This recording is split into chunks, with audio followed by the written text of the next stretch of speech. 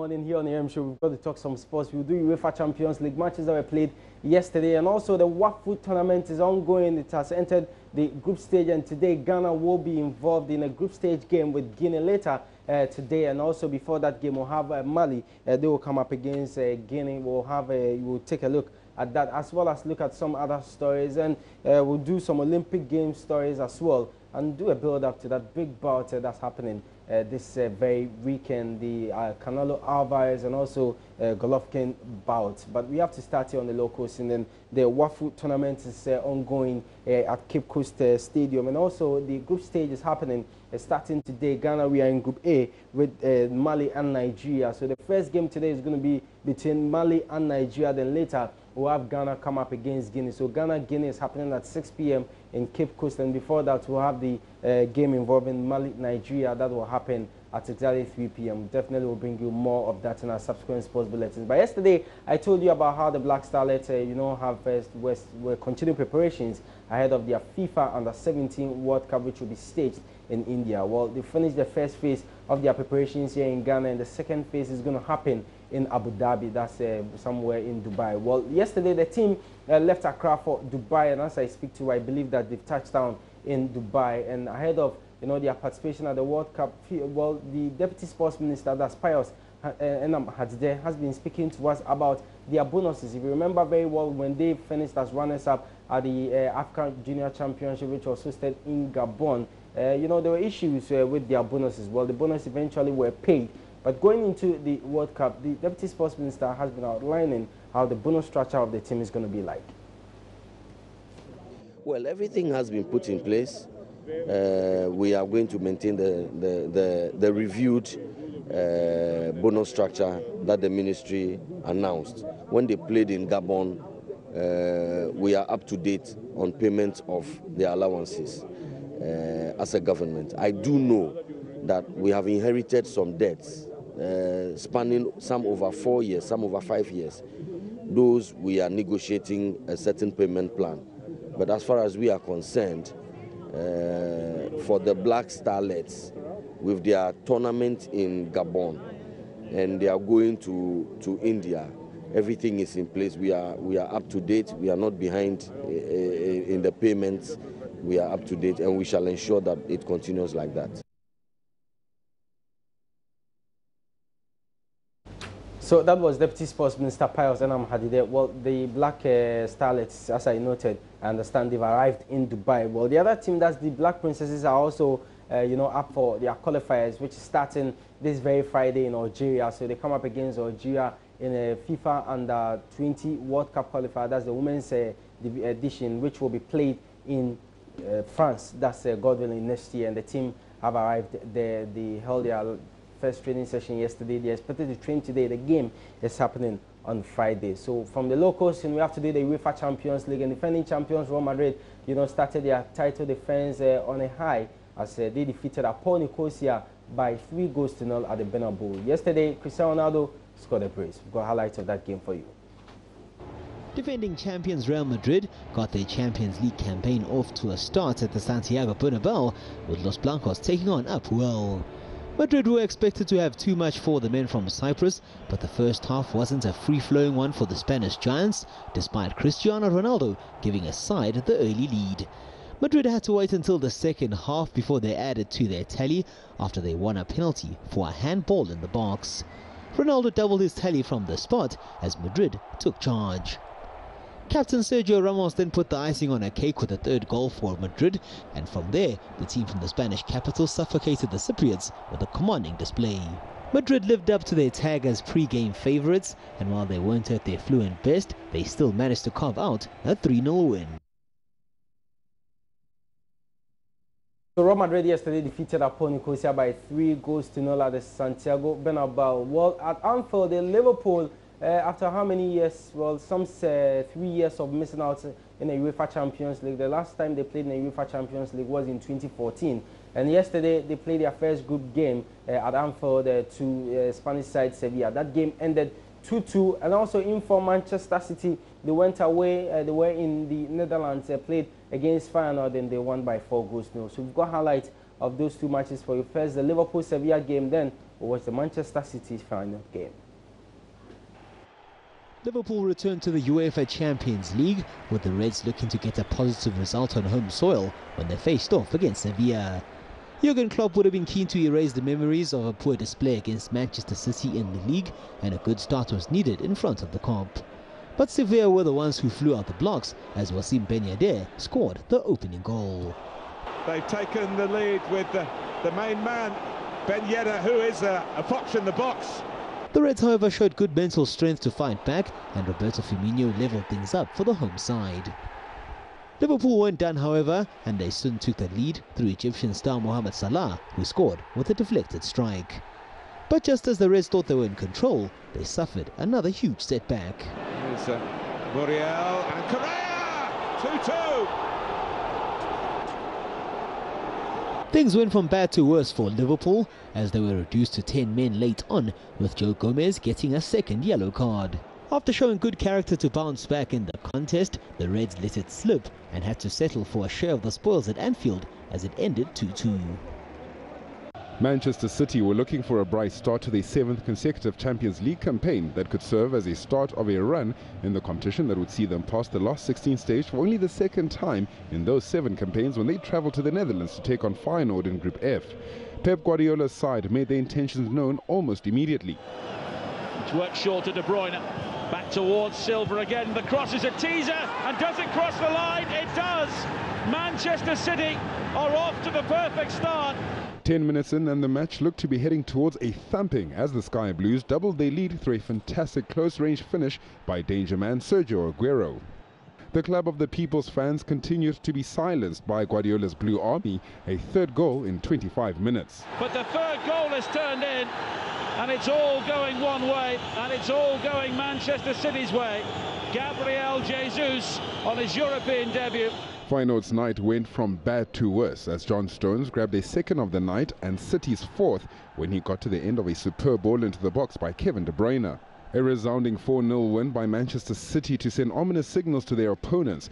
9 goals in 2 games by Pep Guardiola's men after putting 5 past Liverpool over the weekend.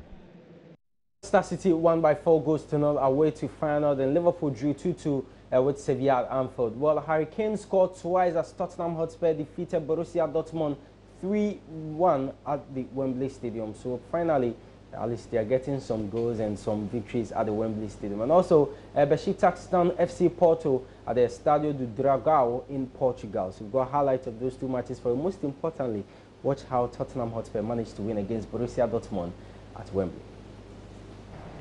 Tottenham Hotspur were looking to get a positive result at Wembley in their Champions League opener against German side Borussia Dortmund in what was a mouth-watering prospect in London. There had been a theory going about that Spurs can't get it right at Wembley, but on Wednesday night they didn't seem too bothered as Son gave the Lily Whites the advantage with the superb strike. Andrei Yarmolenko then brought Dortmund back on level terms as the Germans pegged back Spurs. But the Lily Whites managed to grow in stature, with their main man taking centre stage as Harry Kane fired in a superb goal, with the keeper having no chance in between the sticks. The Englishman wasn't done, however, as Spurs made it 3-1, with Kane scoring his second of the night with the left-footed grass cutter. The only blemish on a positive night for Spurs was the sending off of Jan Vertonghen, who was given his marching orders after his arm caught Mario Götze in the face. It ended 3-1 to Spurs though, a crucial 3 points for the men from London. Portugal's FC Porto and Turkish giants Besiktas clashed for the first time since meeting in the Europa League group stages in 2010-11, where Porto walked away 3-1 winners, and they were looking for a similar result when they hosted their Turkish counterparts on match day 1 of the Champions League. It was the visitors who started the match on the front foot when Talisca got to the end of a Cenk Tosun cross to open the scoring, which happened to be the first time Porto conceded this season.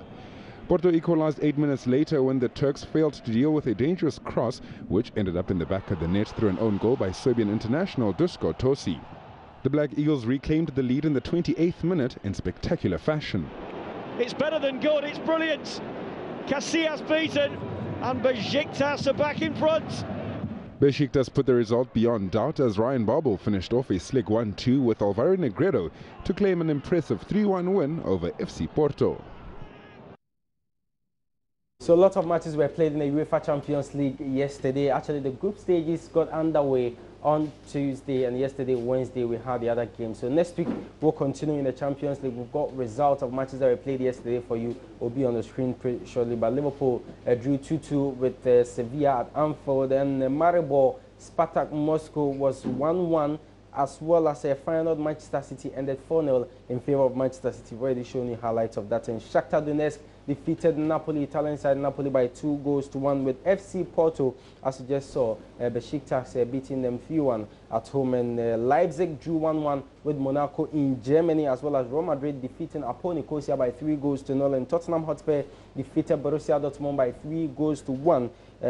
So those were the matches that we played in the UEFA Champions League. So from UEFA Champions League, let's do the UEFA Europa League. And on your screen, matches tonight, Vitesse Arnhem will take on Lazio, and also Arsenal Cologne. That's happening. So Arsenal are going to have a feel of how, to play on Thursdays, and also come back and play in the English Premier League. Something that probably maybe, I don't recall the last time they did that. The likes of Liverpool, Tottenham Hotspur are used to that, but not Arsenal. Season out, they are used to playing in the UEFA Champions League, and this time they find themselves in the UEFA Europa League. Now, outside that, Rosenberg is also happening tonight. Olympique Marseille, Convaspor also tonight, and we have Victoria Setúbal will come up against Salzburg, and Hertha Berlin of Germany will play Spanish side Atletico Bilbao.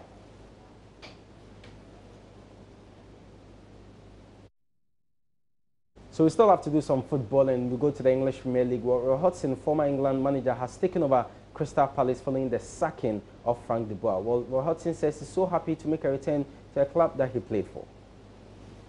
The start of yet another new era at Palace as the players wait for the arrival of their new manager. Born in South London in 1947, Roy Hodgson has come home at the age of 70. And the former Liverpool, West Brom, Fulham and Blackburn boss returns to the team where he began his long footballing career. It's very much the club of my boyhood and my youth, and the Holmesdale Road End, which of course was terracing in those days. Now it's a lovely stand. But I have such fond memories of it, and it's in some ways very rewarding to find myself here now at a difficult time, of course, but at a club that I've always loved and admired, and a club which I think has got huge potential. He may not have quite made the grade as a youth player at Crystal Palace in the late 1960s, but Hodgson will hope he can have greater success in the dugout at Selhurst Park and help turn around the club's woeful start to the Premier League season. And those who have played under him in the past have been impressed. I think he's a very good manager. He's someone that's very organised. He's very hands-on. He does about, when I was at Fulham, he did like 95% of the sessions. He took personally on the pitch. I mean, I've seen it throughout my career. Managers don't take a lot of the sessions. They dip in and out. But Roy took everything. First up for Hodgson is a home match against Southampton on Saturday, and a priority for the oldest manager in the Premier League will be for this historic club of English football to regain a bit of pride. We are the South London club, and we have an enormously large fan base. I think the ambitions are realistic, and I think the potential for growth is enormous. So for me, so many boxes ticked. I can only hope that we can achieve our goals. South London boy or not, as Palace's 7th manager in 6 years, the experienced Hodgson will know the only thing guaranteed to buy him some goodwill with the fans is results on the pitch. So Hodgson's first game this weekend will be against Southampton, and we'll see how that will go for the former England manager. Well, we have to do something different away from football. We have to talk Olympic Games. 2022 Olympic Games is happening. But even before we talk about that, the 2024 Olympic Games will happen in Paris, and we'll have the 2028 happen in Los Angeles, as the two cities have been named as host of the 2024-2028 Summer Olympics respectively. But the one happening in 2022 will happen in Tokyo, and they are on course to complete new stadium for the competition. With just less than 3 years to go for the Tokyo 2020 Olympic Games, the new National Stadium looks nothing more than a building site. Crew have been operating overtime to ensure the stadium build gets back on track. The earliest deadline for all venues to be completed is March 2019, but the National Stadium is still at the foundation stage. I'm told that everything at this point is going according to plan. As we gradually reach the final stages, you can see the body there. The most important part, the construction of the roof, still remains. As we arrive at the final stages and as I'm watching over, we will make sure that we can complete construction in time. Authorities have been under scrutiny after a 23-year-old foreman, having logged more than 200 hours of overtime in a single month, committed suicide. This spring we had a tragic accident, and I want to express my sincere condolences. It is important that the company who is overseeing this construction and the subcontractors are strictly abiding by the law and protecting their working environment. The Japan Sport Council is also assisting in the process.